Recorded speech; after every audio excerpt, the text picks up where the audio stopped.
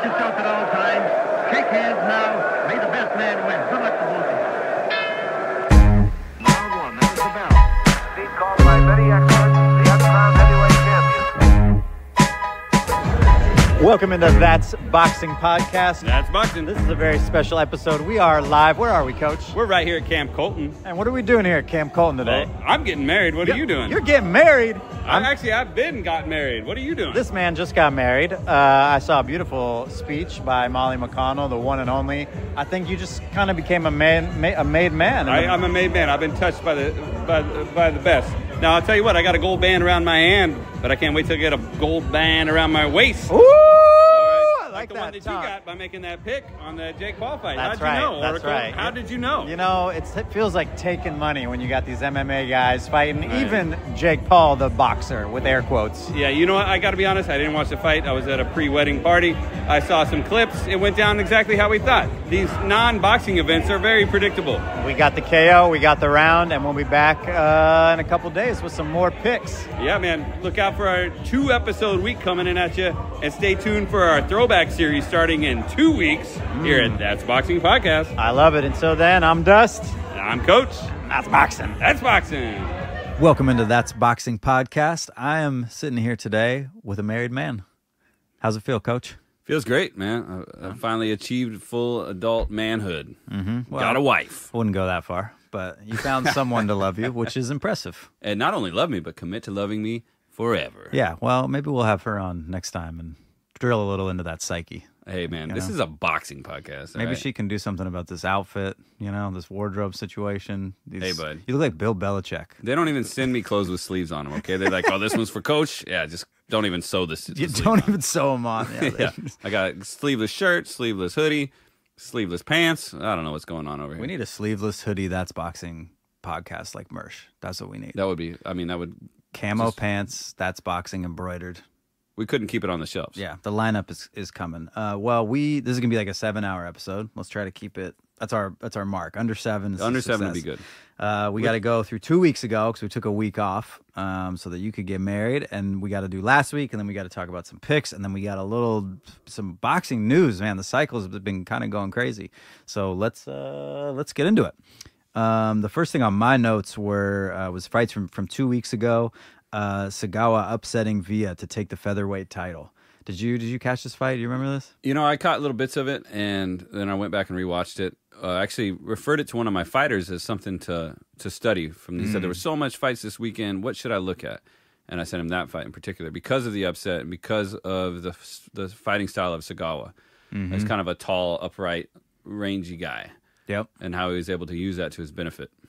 Yeah, he kind of had that kind of awkward style that seemed like Villa really couldn't figure out. And Villa famously beat Shakur and Haney in the amateurs, so he's got some skills, some ability. You kind of like to see him not get... I thought he was kind of outclassed by that awkwardness. Is he the guy that made Shakur cry in that clip that goes around every now and then of him sobbing? Was that it? Was that from the Villa fight? I don't know how many fights he lost in amateurs. Probably not a bunch. But True. You got to remember, amateurs and pros is a whole different game. Mm-hmm. And I think we saw a little bit of that in that performance.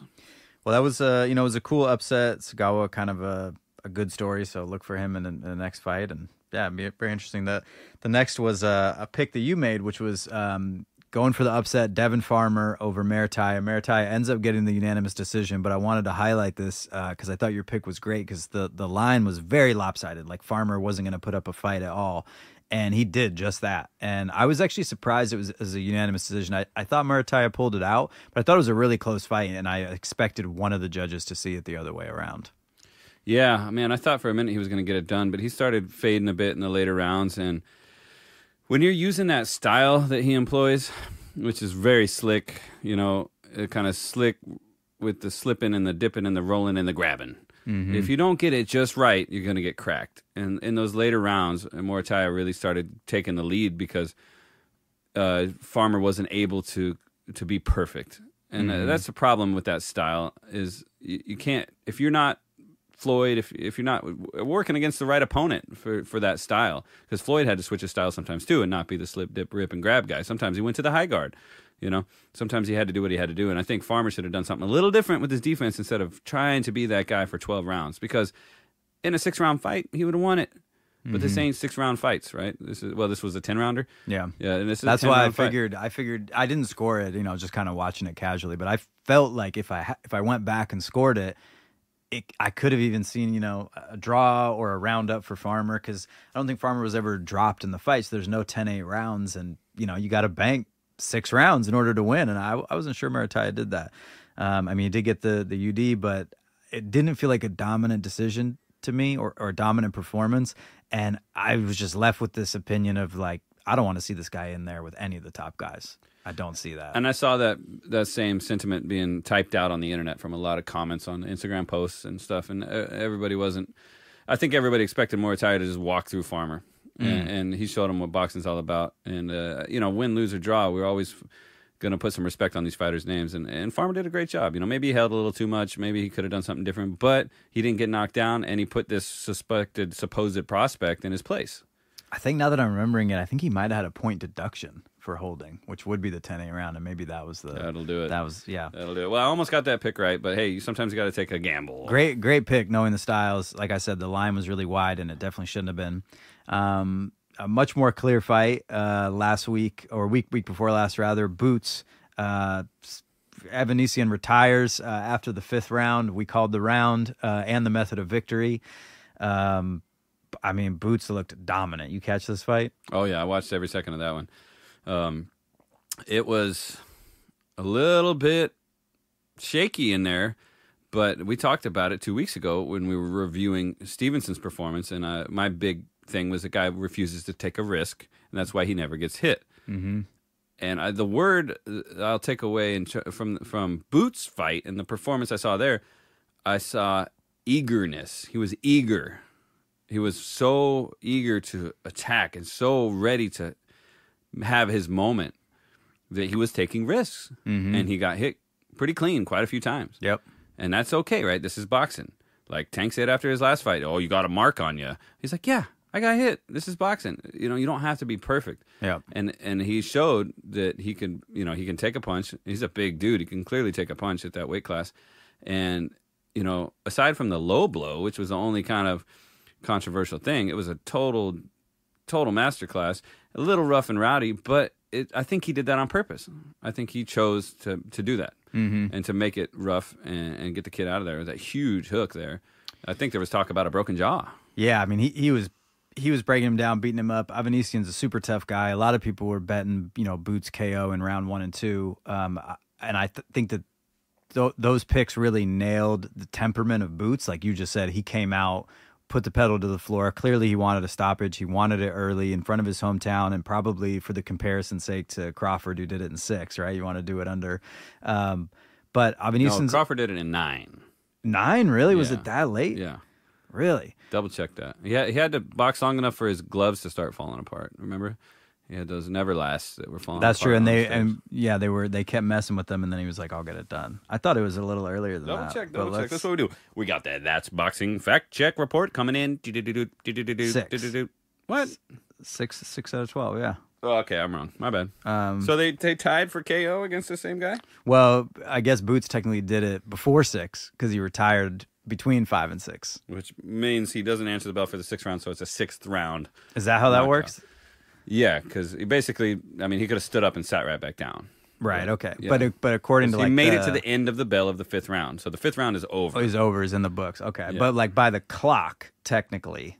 Yeah, technically Sure, he didn't. I'm scratching for Boots' credit. Yeah. But, again, Avanesian's a tough guy. I figured he would survive longer than that. But that was not a factor of, Boots' aggression, just more a factor of his toughness. And clearly he got a taste of the power of Avanesian and said, yeah, that's fine. We can work with this, Yeah, I really appreciated Avanesian's effort, especially after the low blow. It looked like he said, oh, it's going to be one of those kind of nights? All right, let's go for it then. Yeah. And he really dug deep, and that was a serious low blow, Yeah. to the point where I thought maybe the whole fight was going to get derailed. Yeah. And he came back and he put on a great showing and did his best work, and he landed a lot of clean punches on him, which is good for Boots because now people will say, oh, this guy's touchable. Let me try to touch him. Mm-hmm. That's one of the rewards of taking a risk. Yeah. Yeah, well, threw 65 punches around, looked dominant. One thing I was left with just thinking about stylistically in boxing, I feel like there's these two kind of polar opposite styles. And you've got, let's say defensive racking up points on one end, and let's go Shakur, Floyd, right?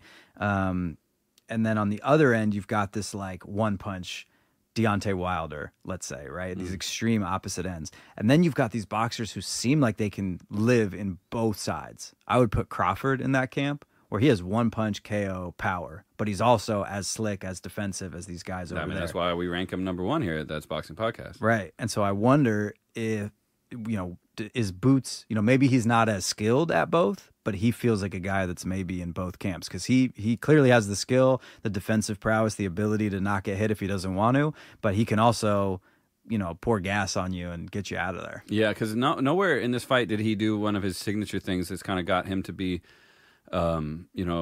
some highlight reel clips on Instagram and stuff is his like what he did against that kid Romain. Yeah, Via, where he's doing like the slow-mo Matrix. Boom, boom. And years ago, I don't remember what his opponent was, but the first clip I ever saw of him, he did this really nice like step back, slip, shift, roll, duck, come around the corner, counterpunch, like some video game shit. And everybody said, "Who is this guy?" But he didn't really do any of that this fight. He never really focused that much on his defense, and it was just all offense, which allowed him to get hit. He's kind of similar to Tio in that way. I think that like almost dancing, showboaty, just so slick, where you're just clowning on him. And I think for both of them, you want to see them facing opponents that are so good they're not able to do that. Yeah, I always tell my guys in the gym, it's like, if you're doing some of these moves we practice and we talk about, and say like even like a check hook, which is something you practice and you study. It's like if you in an amateur boxing match or a low level, if you're landing shots like that, these or some kind of D'Amato shuffle into a big uppercut, Mike Tyson style, like if you're able to pull these moves off against you might not be fighting the right guy, Right, yeah. Like, or it's certainly not in the first round. These are the kind of moves you make in the final round of the fight after you've got the whole thing in the bag. But he showed us that he was so eager. I mean, that's the word I'll take away. Not only eager for this fight, but eager for his career to grow and to shine under this DAZN banner, this Matchroom Boxing thing. And what a night, man. I mean, he's a star in the making. Yeah, absolutely. I'd like to see him in there with anybody. I wish 147 was a better division. I think he might have to move up. I know Eddie Hearn said he's going to try to unify before he moves up, but want to see him in there with the highest level of competition. Yeah, I think him versus Stanionis would probably be the next smart move. I agree. Moving on to last weekend, you've got the MVP, Jake Paul, taking on your local firefighter. Is what it looked like. I don't know if you watched this fight. I'll give him credit because we called the round and the method of victory, so y'all got rich off of our pick. But oh my lord, this was just embarrassing to watch. Yeah, so I didn't watch it. It was wedding weekend for me. Wedding weekend was wild. I was like, went on for like 4 days. So I was at a Chinese restaurant eating some dinner and reading the round by round updates on Reddit, our Reddit boxing. Shout out for Reddit boxing thread and all our listeners over there. And I was getting the updates and reading the comments, and right away it kind of looked kind of interesting. They're saying, "Oh, Jake's gassed. Oh man, he's already gasping for air after one round." And then a few comments later, it's like, "And there he goes." And this guy can't block a punch to save his life. And then I watched the highlights, and what they were saying then was the truth. The guy was. It looked like 2 weight classes in difference. And then the guy was, I mean, for a guy coming from bare knuckle, where it seems like it'd be pretty important to know how to block a punch, this guy couldn't keep his gloves up in front of his face to save his life. He looked like somebody who had never even seen a boxing match. Like he couldn't even imitate a boxer, let alone actually be a boxer. And I can't understand. And then it seems like you'd learn pretty quick, like, oh, I got hit in the face like 14 times in that round. I think I'll stick with keeping my hands down at my waist. Like, really, dude? Like no survival instinct at all. Thought he was tough. I agree. I mean, Paul looked gassed early in the fight. Clearly he needs to work on his conditioning, but I always say this is like, watching LeBron James do downhill skiing in the Olympics. These are 2 different sports. I have no desire to see somebody that doesn't participate in a sport compete in that sport, even at a low level against Jake Paul. Yeah, and he's doing this entertainment thing, and he's getting a guy with enough of a name and enough of a personality to help him sell these events. But it's hardly a boxing match at that level, and especially when you're manipulating the advantage of weight so much. Because Jake, this fight was 200, right? It's supposed to be at 200 pounds, so he's coming down from probably like 230. And you got this other guy who, when he was in the UFC, he fought at 155. I think now in the bare knuckle he competes at 170, 180, somewhere in there. So he's putting weight on, Right. but the other guy's taking He's weight down in cheeseburgers off and then on stage, fight down- night, you know, it's ridiculous, man. Yeah. It's like, no, it's pathetic. And the only thing I like about it is easy money. Vegas puts these lines on it, and it's like, yeah, like for those listening, anytime you see somebody, you know, who actually competes in a sport, bet on that person versus the other person that's never done it before. It's well, crazy. it certainly doesn't help sell the Tyson fight. I don't know if that's still a thing. I hope it's not. He called it out right after. I mean, that's what's next. That's what's going to happen. That's just embarrassing, dude. Like, I really hope that doesn't happen. Who's it more embarrassing for? You know what this reminds me of? Do you ever watch wrestling growing up? Never. You never? Never. I watched a little I don't bit know of if you wrestling know growing this, up. but wrestling is fake. Well, I'm sorry to be the one. for a while, I thought that the Hulk was the coolest dude ever. These days, not so much. But back in the early 90s, I wasn't allowed to watch TV very much, but I did watch some wrestling when I got a chance. Hogan was there. He was at this fight. He was ringside. It's Florida. He's Florida man. Right. He is Florida man. Yeah. So either way, it reminds me of, there was a time in wrestling where the owner, the guy, whatever, Vince McMahon, put himself into the story and became Right. a character in the show. Because Jake Paul does a lot of stuff behind the scenes. He is a promoter. He has fights going on that aren't even his card. Like, there's another one happening in a couple weeks. Like, they're running these shows, and that's a good thing for boxing. That, you know, another promoter, another guy putting guys on. If we lived locally in Florida, I'd probably be trying to get one of my fighters on one of his shows. Yeah. And if you can get one of your fighters on one of his shows where he performs at, then you're gonna have the biggest crowd and all this stuff. So that's how I see it, though. I see it like the CEO is like coming down from his office to, like, you know, rile up the troops. Like, it's Right. not. I don't see it as a competitive professional boxing match. As a guy who's building a world caliber career, and I think he must know these things too, because you don't get to a successful level in life like that just being a lucky idiot. Sure. So I think he knows. I think he's playing with us all the time. But I will say I refuse to watch a Tyson matchup. That's not going to happen. I hope it doesn't happen. I really like your analogy though with McMahon. I think that's exactly right, and I think I take nothing away from the accomplished or the credit he deserves for what he's given to boxing in terms of revitalizing, bringing new eyes to the sport for sure. But also, I mean, the biggest, most watched, you know, women's boxing match of all time was one that he promoted, and that, you know, that's a contribution for sure. And you know, on this card as well, he brought Amanda Serrano back. Talk about that for a second. She comes out and just absolutely dominates her opponent. I took her by stoppage later in the rounds because she's fighting somebody that has, you know, I think almost 100% KO rate, moving up in weight. But she looked like she didn't give two shits about that and came forward and just like terminated her out of there. So sets up even more excitement for the Katie Taylor rematch. Can't wait for that one. Yeah. So hopefully Katie's staying busy and training hard. That'll probably be her retirement fight. Yeah, I think you're right. I think then we can say Serrano swept, won both of them, first and the second. Also on this undercard, another Jake Paul. I was going to say another Jake Paul prospect. Serrano's not a Jake Paul prospect, but one of Jake Paul's prospects. Sylvie gets maybe knocked out in knockout of the year against by Body, who's a puncher. Knew he was a puncher, but is pretty slow and, I mean, I don't want to say tactless, but borderline. And you had Sylvie kind of showing off, doing a lot of dancing, moving, you know, very defensive, laying it on him, but never really took his head off the center line and eventually just got found and absolutely smoked. It was brutal. Yeah, they say it's the punches you don't see coming that really hurt you, but sometimes it's the punches that land after you're already unconscious that really hurt you. That Yeah. left hook came across, the dude was out. Mm-hmm. I mean, if he would have stopped punching at that point, he would have crumbled. But that left hook, well, you could tell his whole body was limp. Yeah. And his neck down did a fucking exorcist 360 off that Yeah. hook. And you're like, oh, God. You know, and the kid was out for a while. I hate to see that brutal of a KO in the sport. I mean, it's commendable, but it's not like he was set up by any kind of high-level, you know, awesomeness. I think the guy made a terrible defensive mistake, and, you know, it was just out of his depth and got fucking damn near murdered in there. I will say at the end when they interviewed him, Body was like, yeah, I mean, he just doesn't take his head off the center line, which you could see plainly in the fight. And he said, so I just kind of waited, just kind of let him do his thing. And I knew eventually I was going to find whatever power shot I wanted right up the middle.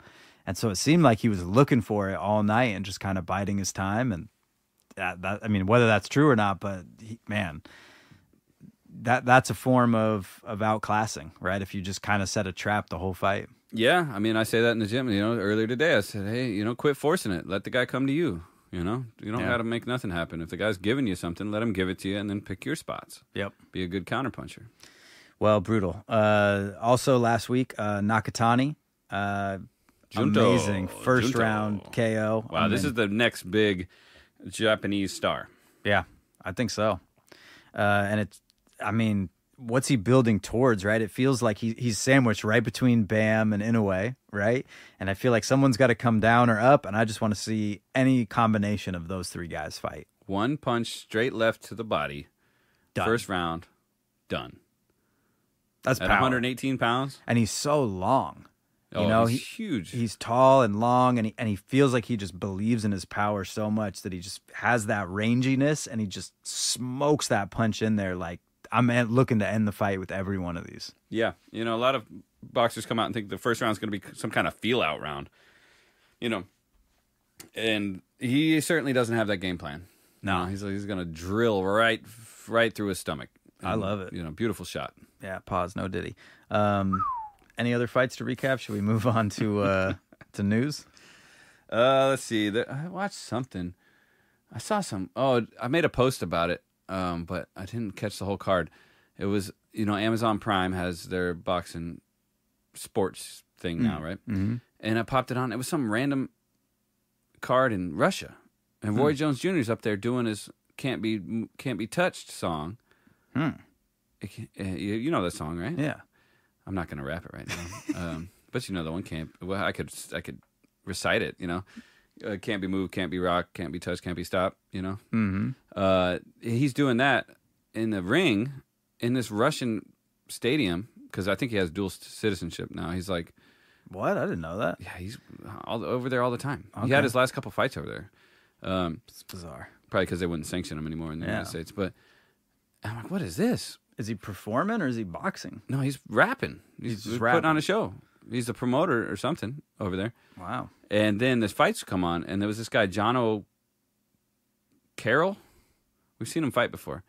Little midget, little Irishman fighting a Rush. And it was actually a really good fight. Huh. So keep your eye on those like random Amazon Prime fights, and keep your eye out for Roy Jones Jr. He's still out there putting on a show, That's bizarre. Yeah. Yeah, I got to start checking that. I mean, DAZN, pretty much every weekend has just got fights. And sometimes it's high level. It's good stuff, especially like the Eye of the Tiger stuff in Canada, and some of those are really good. But so Amazon, it's good to know they're They're doing stuff they're not advertising at all, which is kind of bullshit. That's weird, yeah, because I didn't even realize they were doing that. I thought it was just the pay-per-views. Yeah. Good fights. Russians versus out of towners basically is what I saw. Right. They need to do just an all Russia Ukraine card and just settle it right like that. Dude, this guy knows how to bring peace to the world. Yeah, this is the end of global conflict. I just solved it. One more It's boxing. fight for eternal peace. Who would it be? I mean, Ukraine is going to be Usyk, obviously. Russia. I mean, it can't be Beterbiev. They've got some guy up in some Ukrainian salt mine that they'll pull out. So that's like an unknown dude. Yeah. Just the Terminator. Yeah. The Mountain. Might not be human. I still put my money on Usyk all Usyk, day. yeah. All day. All right. Well, boxing news. Inoue books a stay busy fight. Looking at this guy's box rec. You called it. Nothing to see here, folks. But he's staying busy. Yeah, he's doing what a champion should do. He's fighting 4 times in a year, damn near. And not every single one of them is going to be a marquee name. He's got to do what he's got to do. Most of these marquee names don't want to fight him anyways. Look at what he does to people. He's literally a monster. So this guy will hopefully come in and make a good showing of himself. But he's 37 years old. He's fought some decent records, but this is, a huge jump up in competition and in pageantry. Right. So I don't see him getting anything else but the usual Inoue treatment. Yep. WBC orders Shakur to defend his belt against Zepeda. Oscar De La Hoya of Golden Boy Promotions, who promotes Zepeda, comes out and says, well, that'll only happen if Shakur signs with Golden Boy, and then proceeds to say, I'm going to pass on Shakur.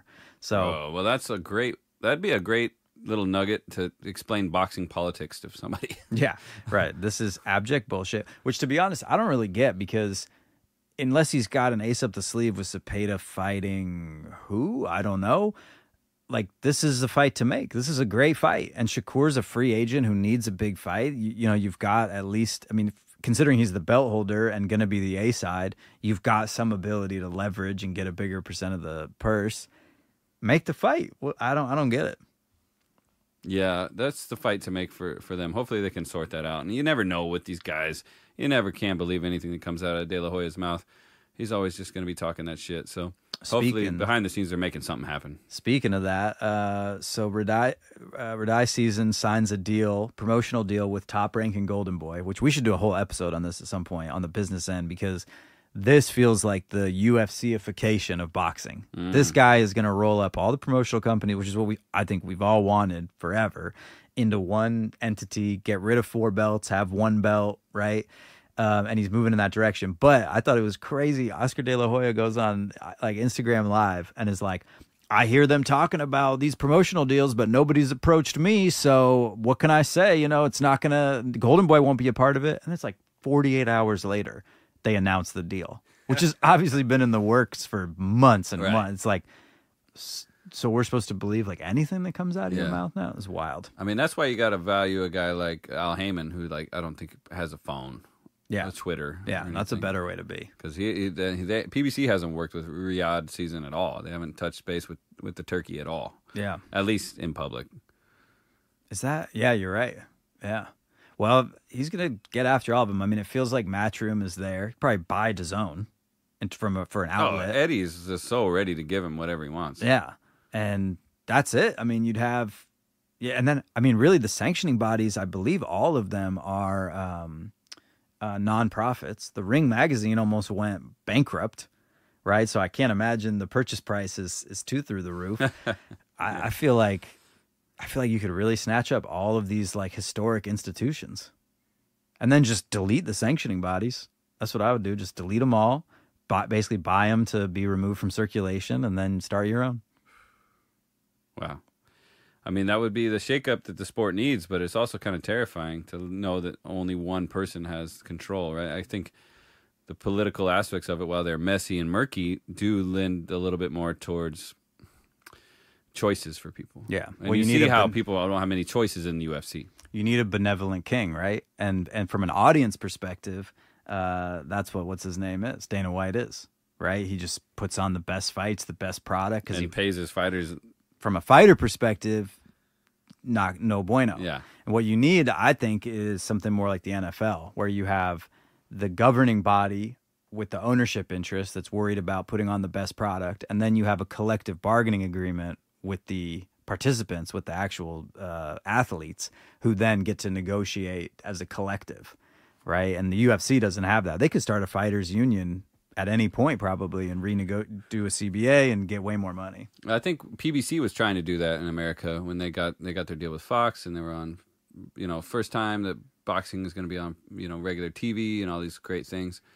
And I think they screwed up because they overpaid their fighters. And so it's the exact opposite of what the UFC does. When they got guys like Sean Porter and guys like Keith Thurman making, $4, $5, $6 million for a fight, that really didn't carry the value. It was all leftover, like Floyd vibe, right? And everybody's trying to be like that and trying to carry that energy into the next generation. And so he kind of, screwed it up for everybody a little bit, and they were overpaying these guys like crazy. And then the sport didn't really care too much about Keith Thurman. Well, it's not sustainable, right? You can't pay a fighter more than you're making on the fight, and I think they look at these promotional deals as the economics run for the length of the deal. So it's like, well, we lost money on the first and second fight, but if you win both and become a bigger fighter, we'll make it all back on the third. And I'm sure sometimes that works, but it just seems like there'd be a way to math it out more. Like, hey, these are the total proceeds of the fight. Fighter A gets this percent, fighter B gets this percent, promotional company gets this. Yeah, well, and these fighters aren't just paid. They don't just wait around for the paycheck from the fight. They usually put on some kind of payment, which then I think is deducted from the purse. Right. That's I don't know this for sure, but it makes sense to me. You're just talking about like in advance, basically. Well, say I'm a professional boxer signed by Golden Boy, and I get a monthly payment to be their fighter. Say it's $5,000. Right. And then twice a year I'm contracted to fight for them, or whatever, 3 or 4 times a year, and I get paid $50,000 for a fight. But I think some of that, I don't know if that. I'm sure there's a recoupment that comes out of it. It's got to be some kind of. It's just like the music industry. Yeah, buddy, we'll put you on tour, we'll put you in a bus, but it's coming out of your actual payment at the end of all this. And that's why I'm independent. You know, obviously every major label out there has tried to sign me, you know, throwing millions, hundreds of millions of dollars Yeah. at me. Blues rap is obviously incredibly popular. Incredibly. And, you know, all these guys, the music industry, it's just a loan company. They just loan you enough money, and then they screw you on the end of the deal. And I think there's a lot of that going on with the big promotions, too. Absolutely. They have the resources, they have the technology. But in the modern era, you don't have to do it that way. And maybe we'll see what Turkey can do to shake things up. And maybe the whole thing will get so fucked up that it'll have to force a whole new start. I'm interested. I'm really interested. I'm not purely optimistic, but I could be. I could afford to be. And Well, it'll be interesting to see where it goes. On the local level, that's where it's got to start, just like local music. You know, we got local boxers out here, too. We got one of my guys is fighting in Springfield, Oregon on August 17th. He's got tickets available. You can hit him up. You can hit me up at the gym. You can hit us up right here on this podcast, and I'll pass you along to find your tickets. If you're in the Springfield, Eugene area, or even up here in Portland, you want to make the drive, it's not too far. You know, if you want boxing to survive, you got to support your local fighters. That's just right. like everything. It comes down to what's right here, right around you all the time. Shout out Aaron.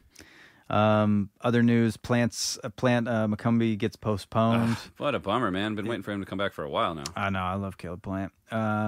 What else? Oh, WBC steps up and orders Conceição Foster rematch, trying to make that one right at least. That's the right move, for sure.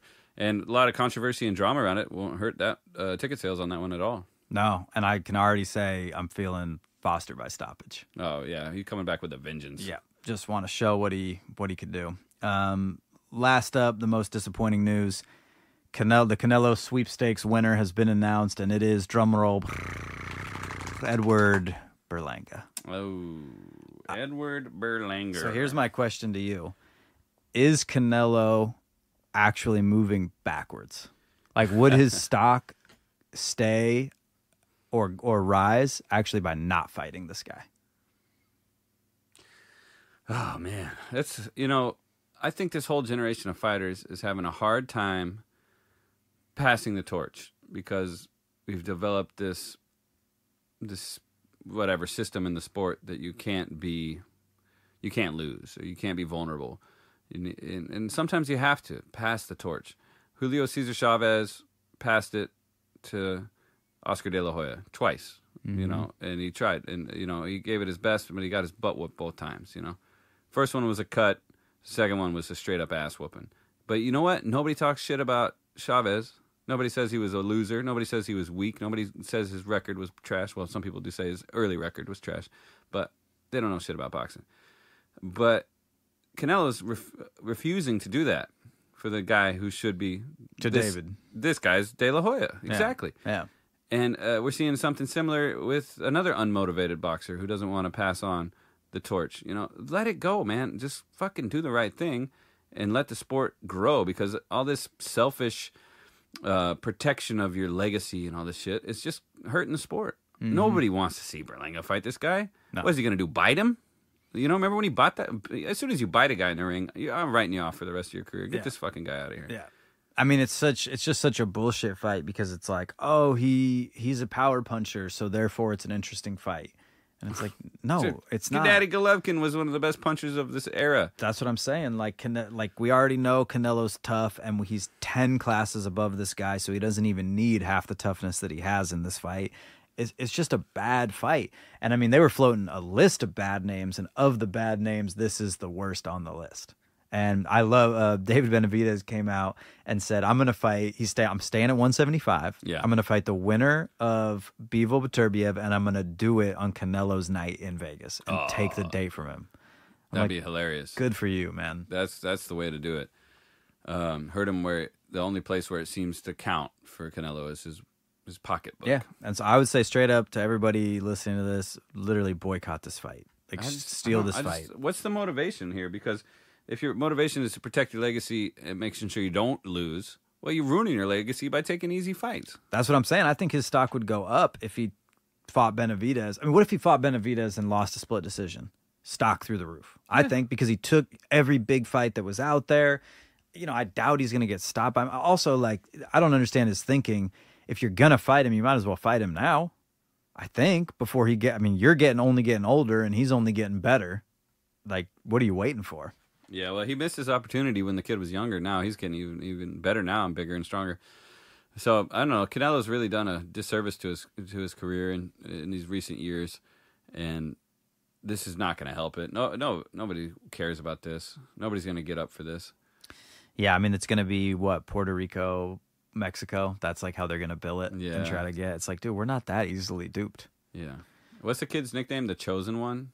Like, Is that his like you nickname? literally were chosen to lose this fight? Well, I like the humility. You were chosen to lose this fight.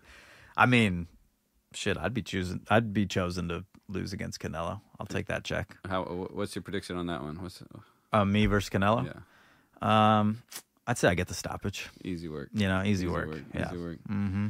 Man, what a shit show. Come on, Canelo. What are you doing? Yep. Sorry, Canelo. All right. Well, let's look ahead. Well, what about Loma? Oh, yeah. Good news. Facts. So Lomachenko comes out and says, his management comes out and says, you know, his head isn't in the game right now. Unmotivated. Unmotivated. Well, his country's at war. I'll give him some credit for that. I think it might have something to do with the other guy on the other side of the ring that might be affecting his motivation. So that's the question. You know, is this a duck? Is he duck and tank, or is he just being honest that he's not up for a fight right now? Well, I'd like to hear what he has to say, and not just Igas, you know, his manager, who's always going to be using some kind of, you know, political, legal speak here to cover his fighter's ass all the time. I think it's totally okay if he's unmotivated, and I totally respect that. But I also think that means he should just retire. Yeah, but what if you're not ready to say you're permanently unmotivated? You're just not motivated right now. Well, it's not going to be a good look if he suddenly gets motivated like the day after Tank books his other fight. I think what he should do, which would be pretty fucking cool, is he should fight Baranchyk for a Ukraine versus Ukraine showdown so he can unify and bring a lot of good attention to his country. And it could be like a brotherly showdown because he's certainly going to win. And it won't have a lot of this American animosity, fucking UFC bullshit, WWF wrestling, Jake Paul, fake, pre-fight build-up, spit in your face nonsense. And just two guys having a nice fight, representing their country well in a technical boxing match that he could win, unify the belts, and then retire. Doesn't that really solidify the duck, though? Yeah, I mean, I think, I don't want to say, I don't know if duck is the right word, but avoiding? I mean, that's a duck. Come on. Right. Yeah. We talked after his last victory and said this is probably the time to retire. And part of our saying that is obviously his age, the fact that he got, go out with a win and get capturing a title, but also that his interviews, his comments leading up to that, where he said, I'm doing this for my dad and I didn't even really want to take this fight. I'm halfway out. It's like, okay, well then it's probably time to be out. So that feels right. And so that's riding on the back of those comments. Now I believe that he isn't motivated. And I hope he makes the right decision for himself that, like you said, maybe Tank moves in a different direction, takes another fight. It turns into 2025 and he looks around and says, yeah, you know what? I'm going to retire. Because at this point I haven't been motivated for like a year or 8 months and it's retirement time. Yeah. But if he suddenly gets motivated after Tank books that fight to take Baranchyk and get unified there, it's like, that's not a great look. Yeah, it's a tough sport because all the people around him want him to keep going for monetary reward. Yeah. Right? His manager, his job is to keep making him money. Mm-hmm. So it seems like that's why I'm saying just retire, man. Like if you're not going to do it, just don't do it. And do it. Return from your retirement. How many times did Sugar Ray Leonard retire? How many times did Floyd retire? Doesn't have to be permanent. Just fucking retire, man, and just let the whole thing shake itself up and maybe come back later. Well, it does free Tank up to fight who? Is he going after Shakur? I mean, that's the most obvious match to be made. To me, there's no excuse there. This is two of the top 3 in the division. Shakur's a free agent, so I can't imagine an excuse they can come out of the hat to not take this fight. Let's go. That would be such a huge fight because it seems so unrealistic to me to see them standing in the ring together. I would be like, oh my God, is this a dream? I just don't see it happening. See, I feel you. Like I can't picture it either. But then I'm like, but why? Like, who's messing that up? Like, what? Tank's going to be like, yeah, look, I'll split it with you 98.2%. And Shakur's like, come on, man, that's insulting. But if Tank makes any reasonable offer, and I don't know what a reasonable is. I mean, a generous would probably be 70-30. If we're being honest. I mean, Tank is I mean, he's the draw for sure. So if he offers them 70-30. What's the problem? Like, what ring size? What? Where's this fall down? Come on. Hey, man, these guys should just fight each other. Who cares who wins or loses? Because they're gonna have an immediate rematch clause anyways. These big fights should really be going down more often because it does feel unrealistic, and I don't want to have to feel that way about the potential best matchups in the sport being unrealistic. Yeah. But when you see a guy like Canelo taking on a Berlanga, it just reinforces that you're like, oh, okay. Yeah, you don't need to fight anybody. Okay. Yeah. Well, this would be a great fight. This is the fight I want to see more than Loma, just because I think both these guys are really in their prime. I mean, Tank more than Shakur, but they're in their prime enough that it would be an incredible fight. And I love people's hot takes on this. I mean, I follow that Showbiz the adult or whatever dude, and he's like, I see no path to victory for Shakur. And I rarely comment, and I had to be like, well, it's called winning enough rounds to win the fight. That's clearly the path to victory for this dude in this fight, And yeah, it's interesting because you got the boxer that wins the most rounds, right, from disparity wise, and the guy that just gives away rounds like candy. Yeah, that would be a high-tension event because we would say, wow, can Shakur really do it? 12 rounds in a row. Just Can stay he be perfect. Yeah. But like I said earlier about Tevin Farmer, that perfection, man, that's the hardest route to take sometimes, for that. Not for Shakur, though, for right? that slick East Coast American style, that's really hard to be perfect for 12 rounds. But if you don't have the attributes to do something else, like I don't think Shakur is going to be like, well, I mixed it up and decided to go for the stoppage. Like I don't think that's... I think he was trying to go for the stoppage in the last That's what fight I'm saying. and showed us that he can't. That's what I'm saying. He can't stop a guy. That's not a method of victory for him. This is his style. This is what he can do. And it'd be probably the first time Tank was in the ring with somebody faster than him. I mean, Garcia's fast, but only in a very particular way, in like a flat-footed, I have a left hook kind of way. Yeah, he's not twitchy with his defense or anything. Exactly. And I think Shakur can give him fits. I don't know if he can pull it off, like you said, for 36 minutes of perfection, and we know Tank only needs a second, but it's something I want to see if he can do. It's definitely, I don't know if it's 50-50, but it's close to a 50-50 fight. I don't know. I think if he did what he's done in his last few fights against Tank might not, say he was able to prevent the KO. He still would lose because he wouldn't provide enough offense to stack up enough Shakur? points. Yes. Or Tank? I think Shakur would lose even by decision. Oh, I don't think so. I don't know. Yeah, I don't think Tank can win on points. He did against Isaac Cruz. He did, but I think Stevenson is much better than Cruz. Oh well, then it's like apples and oranges, right? Man. But Stevenson won't let Tank look as good as Cruz did. Is what I mean. He won't get his offense off. He'll be moving forward, probably more in the fight. But Tank isn't even really a come forward fighter. Tank is patient and waits for his shot when you make a mistake, and that's why he gives away rounds. Mm-hmm. And Shakur is, like I said, the best at literally the best. So we're looking at the first 5 rounds, probably having an average of 10 punches thrown. Right. Because neither one of them is going to provide an opening for the other. But Shakur banks all those rounds. Shakur banks the first 5, 6, 7 rounds. That's how I see the fight going if Shakur's winning, right? And then Tank's starting to get maybe frustrated, push the pace a little bit, which he's not that good at. Shakur's got him really figured out. He's judging the distance. Then Shakur lets like 3 rounds go, right? 7, 8, 9. Maybe Tank is really putting it on and kind of gets those rounds, but he doesn't stop him. And then Shakur wins 2 more. Tank wins the last 2, and that's it. The fight's over. I can already hear the commentator doing, oh, Gervonta Davis has never made it this deep into a fight since his fight with Isaac Cruz. Wow, he's really struggling here in the 9th round. Oh, 10th round is coming. Will he be able to pull it off? And he's looking for the big KO the whole time. Yeah. And it's getting worse and worse and worse for him. I mean, that's one vision of the future. I can also see 5th round, just like Frank Martin, who's an excellent boxer, not as good as Shakur, but excellent boxer. Tank finds that shot, and Shakur's, oh, fuck. And, it'll pay me because I've liked watching the kid fight for a long time, and no one wants to see somebody get stopped like that. But I can see that. I can see either of those equally. Well, if they would do it like they used to do and give us a trilogy, man, let's just keep on fighting. Yeah. But this modern era with the business and too much money and all these things, it just slows down the the progression of the sport. No, Tank will probably fight Kambosos. Going to Australia. Yeah, going to Australia. All right, looking ahead. Yeah, what do this we got weekend. coming up? So Saturday is gonna be a nice little day because in the morning we've got Joyce Chisora, and then Clarissa Shields makes her heavyweight debut that night. Let's do Chisora Joyce picks. How do you see this one going down? This is kind of like a retirement party, right? It's got to be Chisora's last fight. Yeah, the war is coming to an end for War Chisora. Mm-hmm. Hope that he doesn't go out poorly, but Joe Joyce should be able to take care of him. You know, he's coming off the double loss to Zhang, right? Is that where he's coming from, Joyce? No, I think he got a come back in win there? since then. Yeah. Okay.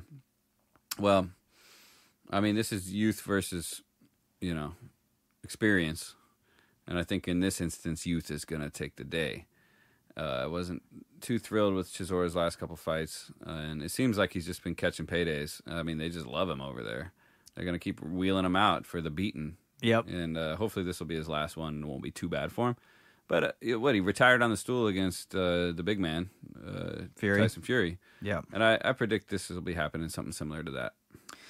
Yeah, I like that. Let's see. I'd say mid fight. So Joyce is a huge favorite, minus 475, but Joyce by stoppage, minus 210. I kind of like that. Let's see. Joyce has got 16 victories, 15 by way of KO. And Chisora has 13 losses, four times been stopped. Yeah, and four of those times was in recent years. So I think that's a smart pick, and I don't think he's going to flatline him, but it'll probably be a retirement on the stool or an accumulation of punches somewhere after the halfway point. That's what I'll guess. I know Joyce fought Usyk, but it must have been at the amateur level? Yeah, they never fought in the pros. In the pros, yeah. You fought Chisora. He fought Chisora in the pros. It was like his second. I still say to this day, Chisora gave Usyk his toughest fight. Maybe the second fight with AJ, but when you go back and watch that Chisora Usyk fight, you're like, oh shit, this dude's just like too big for him. Like he's just moving forward with that kind of Joe Frazier like bob, and then he just throws these like overhand bombs. Yeah, in an interview with Usyk said that it was the hardest he'd been hit, I think, and he was like, I have to block these punches. Yeah, yeah. So I give Chisora some credit, and I don't know, maybe you see him as like the dark horse on this at plus 350, like he's a live dog in there. But man, Joyce is like, he's a better boxer. He's cleaner. He's tough. I don't see him losing to Chisora, especially because Chisora is only going to fight 4 rounds, and then he's going to be absolutely just gassed. there for the taking. Yeah, the juggernaut by second half of the stoppage. Yep. All right, Clarissa Shields moves up to heavyweight. Looking to grab another belt on her path to becoming the first boxer to be undisputed in 3 weight classes. I think she gets it done. I mean, man, she's started her career at 140, and now what's women's heavyweight? 175. 78? No, I'm thinking amateurs. She fought in amateurs at 165? She's Did moved her Olympic run? She's moved all up and down. A lot of these lady fighters do, because there's not a whole lot of competition for them out there. So like Amanda Serrano's fought in like 14 different weight classes. Mm-hmm. Well, Clarissa Shields is a minus 4,000 favorite. So this is something. These are odds you see on like a deep undercard, but the stoppage is actually plus money, plus 200. And I kind of like under 8.5 rounds, plus 275. Who's your opponent? The opponent is Vanessa Lepage. I don't know how to say her name. Vanessa Joannis. Okay. Well, I'm interested to see how this one plays out. I mean, let's double check the weight class there. Ladies heavyweight. That's boxing fact check. Do. We always got the facts. Ladies heavyweight boxing. Okay. Is there? Yes. Oh man, come on, Google, give me the answer I'm looking for. Yeah, 175. Cool. 175. So Vanessa, 7 wins, 2 by knockout, 1 loss. She was stopped. That was back in 2017.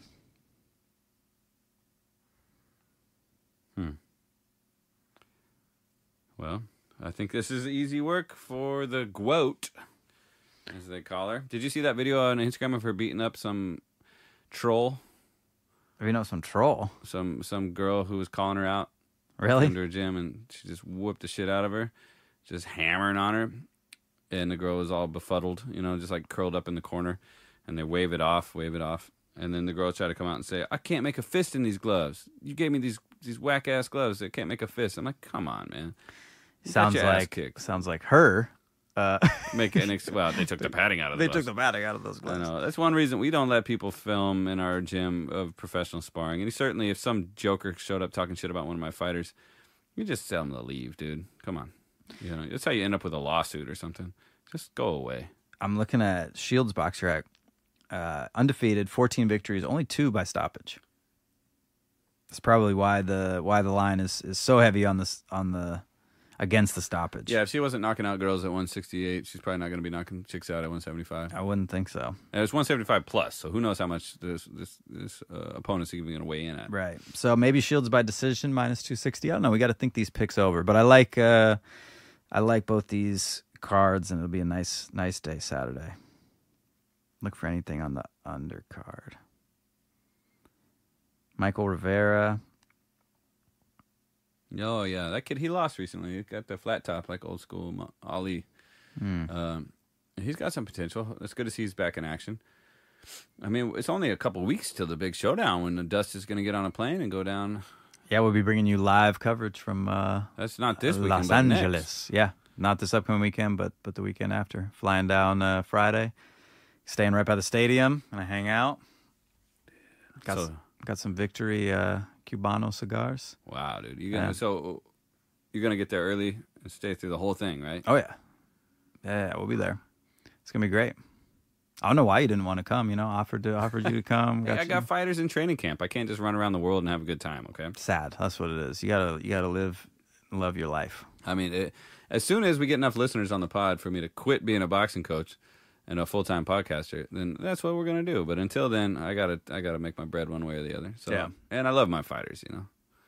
Well, it's a one-way street.